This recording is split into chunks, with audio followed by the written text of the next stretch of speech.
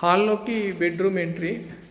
ఇందులో ఉన్న మిస్టేక్ ఏంటంటే చూస్తున్నారు కదా, ఇక్కడ వెస్ట్ సైడు ఏదైతే సెల్ఫ్లు వచ్చినాయి, ఇక్కడ ఉన్నది 8 ఫీటు సెల్ఫ్లు వచ్చినాయి. మళ్ళీ బెడ్ వేయాలి. చూడండి, మళ్ళీ డీప్ ఎక్కువ ఉంది. అది సెల్ఫ్లు రావడం వల్ల బెడ్ అనేది కన్వీనియంట్ పోతుంది. సో ఇది పెద్ద మిస్టేకు.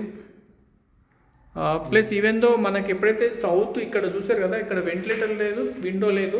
ఎప్పుడైతే మనిషి ఇక్కడ హెడ్ పెడతాడో ఆయన డిసీజ్ అవుతాడు, క్యాన్సర్ కూడా వచ్చే అవకాశాలు ఉంటాయి.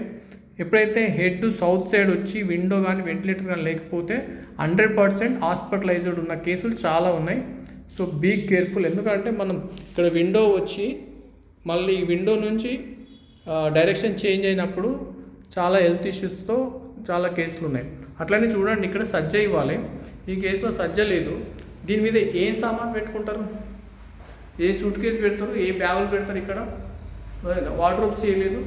ప్లస్ అంటే ఎంత రాంగ్ డిజైన్ కాన్సెప్ట్ చూడండి, దీనివల్ల ఏం యూజ్ ఉంది దీంట్లో.